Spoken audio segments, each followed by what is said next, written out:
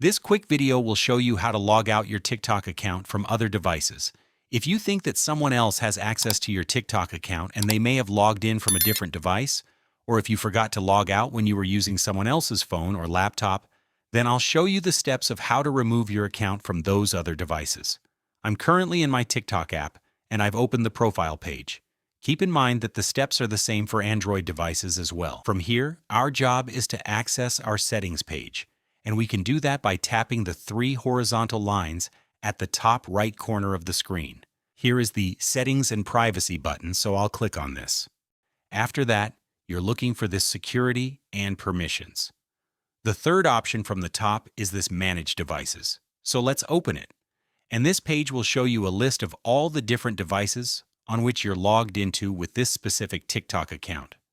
You can see that my current device is an iPhone 16 Pro, so that's my personal device. But if you see a device which you don't recognize, for example, I don't know this iPhone 7, I'll just tap on the little trash can icon and then remove.